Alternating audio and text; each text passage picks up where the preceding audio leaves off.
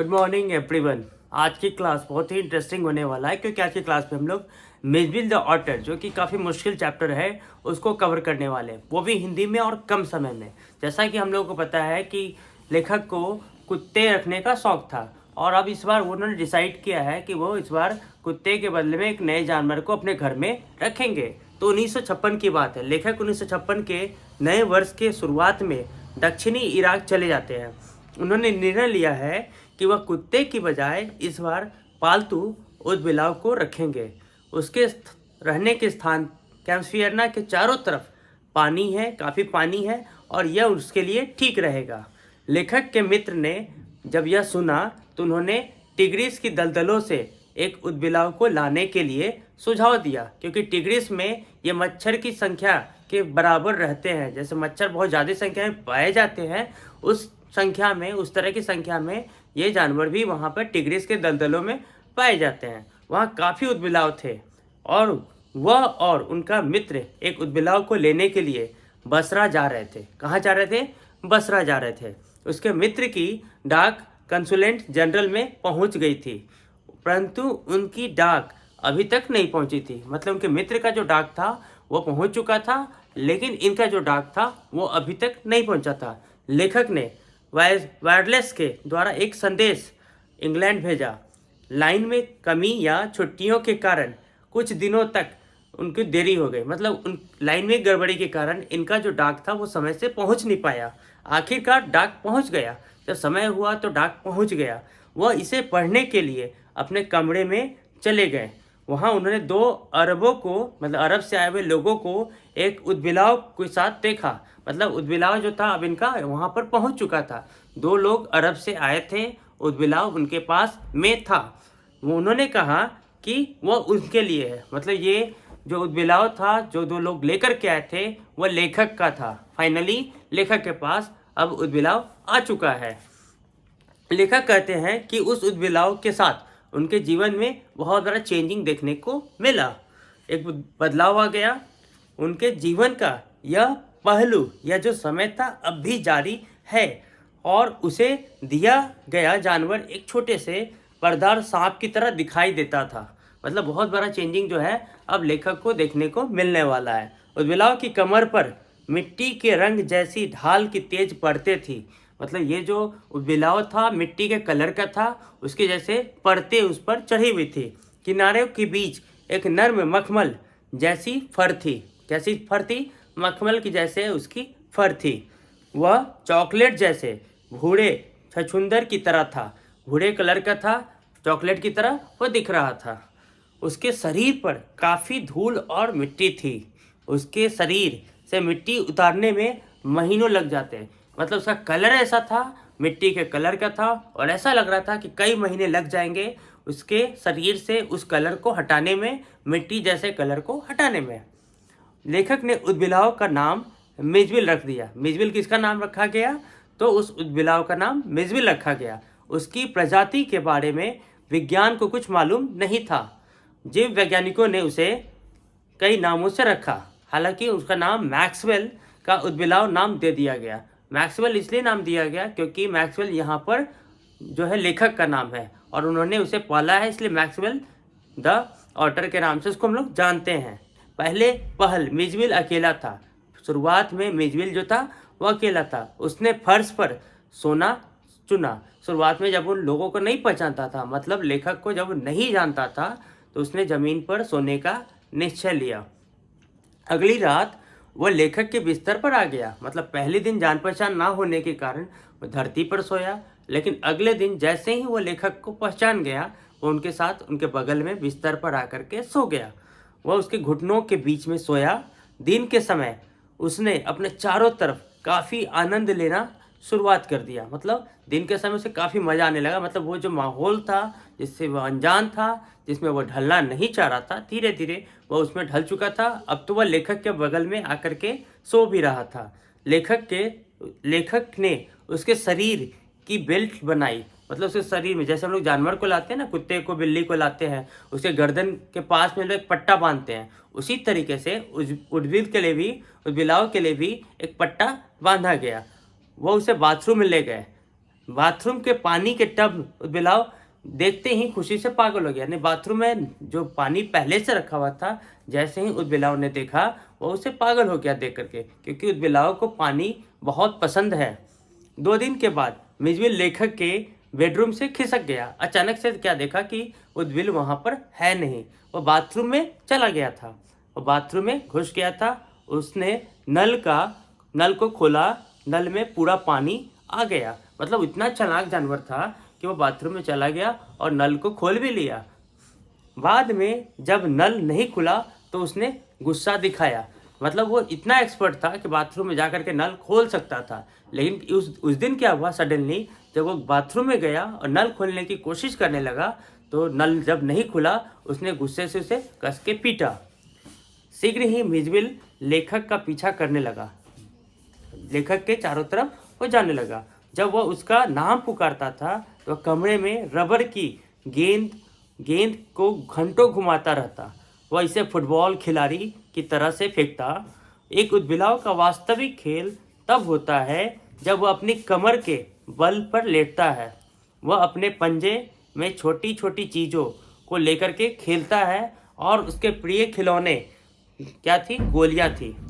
बसरा में, अब हम लोग पार्ट 3 की बात कर रहे हैं। बसरा में दिन शांति से गुजरे। लेखक मीज को इंग्लैंड और कैम्पियना तक ले जाने से डरता था, क्योंकि उसे कैसे ले जाता? जानवर को वहाँ ले जाना काफ़ी मुश्किल था। कई तरह के नियम थे, अब उन नियमों का पालन करना काफ़ी मुश्किल हो रहा था। ब्रिटेन की एयरलाइंस जानवरों को नहीं ले जाना चाहती थी। मतलब ब्रिटिश एयरलाइन जो था उसने साफ साफ मना कर दिया था लेखक को कि आप जो है किसी भी तरह के जानवर को हम लोग अलाउ नहीं करेंगे, हमारे साथ वो हमारे एयरलाइन से नहीं जा पाएंगे। ब्रिटेन की एयरलाइन जानवरों को नहीं ले जाती थी, इसलिए उन्होंने दूसरे एयरलाइन से पेरिस तक की उड़ान और दूसरी लंदन तक की उड़ान के लिए उन्होंने बुकिंग करा दी। मतलब अब फेरा हो गया। अब जो डायरेक्टली वो अगर जा सकते थे ब्रिटिश एयरलाइन से, अब ना जा करके उन्हें रास्ता घूम करके जाना था और दो एयरलाइंस को चेंज करना था। मिजविल को एक बक्से में रख दिया गया। मतलब ऐसा नियम बनाया गया था एयरलाइंस वालों की तरफ से कि मिजविल को आप बिना बक्से में रखे हुए उसे हम लोग अलाउ नहीं करेंगे, आप उसे नहीं ले जा सकते हैं, ताकि वह उसका आदी हो जाए। उसे बक्से में रख दिया गया ताकि वो उसमें अडॉप्ट हो जाए। आखिर उसे बक्से में रख करके ही ले करके जाना था। उड़ान का समय हो गया था। लेखक अपने खाने के बाद लौटे। उन्होंने बक्से में पूर्ण शांति बनाई, है ना। पूरा देखा कि जब वो बाहर से लौट करके आए तो देखा कि भाई वो उद्बिल जो है काफ़ी शांत है। ये तो जानवर है, ये कभी शांत रहता नहीं है, आखिर ये शांत क्यों है? बक्से के हवा के छिद्रों से खून बूंद बूंद बाहर आ गई। बेचारे खून को जब देखे होंगे तो शॉक्ड हो गए होंगे। खून आखिर बक्से से बाहर कैसे निकल रहा है? आखिर उस जानवर को हुआ क्या? वह अचंभित हो गए और वो सूख गया था। जो खून बाहर की ओर निकला था वो सूख गया था। उसने तुरंत बक्से को खोला। मीज थका हुआ और खून से सना पड़ा था। बक्से को जैसे ही उन्होंने ऊपर से खोला, देखा कि मिजविल बेचारा तो खून से लटपथ है। उसने बक्से को अंदरूनी लाइनिंग फाड़ डाली थी। उड़ान में सिर्फ अब 10 मिनट का समय बचा हुआ था और 5 मील की दूरी तय करनी थी। 10 मिनट का समय, 5 मील की दूरी तय करनी थी। लेखक ने मीज को वापस बक्से में डाल दिया। वापस उन्होंने क्या किया? उसे बक्से में डाल दिया। आगे देखते हैं हम लोग।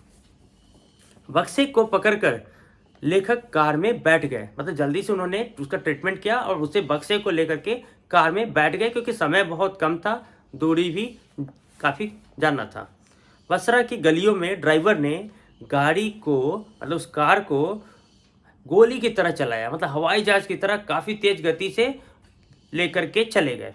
हवाई जहाज उड़ान भरने की प्रतीक्षा कर रहा था। हवाई जहाज जो था वो इंतजार कर रहा था। हवाई जहाज उड़ान भरने की प्रतीक्षा कर रहा था, मतलब हवाई जहाज अब उड़ने ही वाला था। लेखक तेजी से अंदर चले गए। उन्होंने अपने सीट के समीप स्थान को समाचार पत्रों से ढक दिया। उद्बिलाव के खाने के लिए उसने एयर होस्टेस को मछलियों का एक पार्सल दिया। एक पार्सल लेकर के गए थे कि उद्बिलाव को दे दिया जाएगा, उद्बिलाव उसको खाएगा।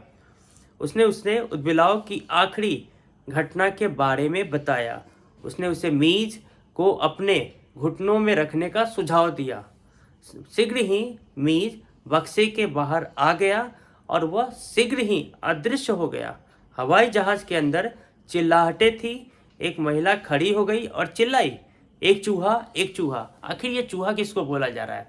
हवाई जहाज के अंदर जो बिलाव था उसे वो महिला जो है चूहा चूहा कह करके बुला रही थी। लेखक का चेहरा कढ़ी से ढक गया। एयर होस्टेस ने लेखक को विश्वास दिलाया कि वह जानवर को ढूंढ लेगी, क्योंकि वो भाग चुका था, वो स्थिर रहने वाला नहीं था। उसे बक्से में लेकर के तो लेखक गए थे, मगर वो बक्से में नहीं था। वो किसी तरह से निकल करके उस हवाई जहाज के अंदर घूम रहा था, लोगों को परेशान कर रहा था, और लेखक काफ़ी डरे हुए थे कि पता नहीं आगे क्या होने वाला। लेखक अपनी सीट पर लौट कर के आए। शीघ्र ही मिजबिल जो था स्वयं उनके पास आ गया। थोड़ी देर के बाद यह देखने को मिला कि मिजबिल जो था वो लेखक के पास आ चुका था। मिज और लेखक लंदन में लगभग 1 महीने रहे। मिजबिल और लेखक जो है लंदन में लगभग 1 महीने रहे। वह खिलौने, पिंग पोंग की गेंद, गोलियों और रबर के बने हुए फलों को आदि से खेलता था। वह पिंग पोंग गेंद से एक सूटकेस के साथ खेलता था। वह सूटकेस के ढक्कन से गेंद को पकड़ता, सूटकेस के ढक्कन से क्या करता था, वो गेंद को पकड़ता था। वह इससे छिपता और दूर भाग जाता था। वह उसका प्रिय खेल बन गया था। मतलब पिंग पोंग गेंद जो था वो उसका प्रिय था। कभी उसे पकड़ता था, कभी वो छूट जाता था, कभी वो भाग जाता था, कभी वो पकड़ा जाता था। कौन? पिंग पोंग गेंद। लेखक उसे रस्सी के बाहर घुमाने ले जाते। लंदन की गलियों में उन सैरों से मिजबिल ने कुछ खास आदतें विकसित कर ली थी। वह उसके साथ बच्चों की तरह खेलते, दौड़ते और गलियों में चीज़ों को छूते हुए नजर आते थे। वह लेखक को प्राइमरी स्कूल की बाहरी दीवार के समीप ले जाते हैं। फिर वह उस पर दौड़ता है। मिजबिल जो है फिर उस पर दौड़ता है। उसे बच्चों व स्टाफ आनंद लेते। जो भी बाहर में लोग थे मिजबिल को देख करके उसका आनंद लेते थे और उसका ध्यान बढ़ जाता था। मिजबिल की उपस्थिति से लंदन वासी जो थे उसकी प्रकार के नस्ल के बारे में अनुमान लगाने लगे कि आखिर ये है क्या। जब लंदन की सड़कों पर मिजबिल को देखते चलते हुए, उसे दौड़ते हुए, तो लोग उसको अनुमान लगाते कि ये हो क्या सकता है, ये कौन सा जानवर है। ये किसी ने तो जिसे चूहा समझा, कि कोई नेवला समझता था। आखिर ये उदबिलाव मास्टलिन कहलाए जाने वाले जानवरों के छोटे समूह से संबंधित थे। उनके हिसाब से मास्टलिन के छोटे प्रजाति से यह उद्भिद जो था वो बिलोंग करता था। यह बिज्जू, नेवला, स्टोट और दूसरे जानवरों द्वारा ये सब नाम दिए गए थे। इनसे मिजबिल का कंपैरिजन किया जा रहा था। लेखक के पास कई प्रश्न आए। यह एक शिशु सील, एक वालरस और एक दरियाई घोड़ा, एक उदबिलाव, एक शिशु भालू, एक तेंदुआ हो सकता था। मतलब ये सब कुछ नाम है जो अनुमान लगाए गए थे कि ये सब उदबिलाव हो सकते हैं, ये सब हो सकते हैं। परंतु मिजबिल एक उदबिलाव के सिवाय कुछ भी नहीं था। लेखक ने एक मजदूर द्वारा उठाए गए प्रश्न को सबसे ज़्यादा अंक दे डाले। वह गली में छेद खोद रहा था। लेखक को उदबिलाव के बारे में जब देखा गया उसने अपने औजार रख दिए। मतलब एक वहाँ पे मजदूर था जो गड्ढे खोद रहा था। जब उसने लेखक को देखा तो उसने अपने औजार रख दिए और वो भी उस मिजबिल को देखने लगा, ये आखिर जानवर कहाँ से आया।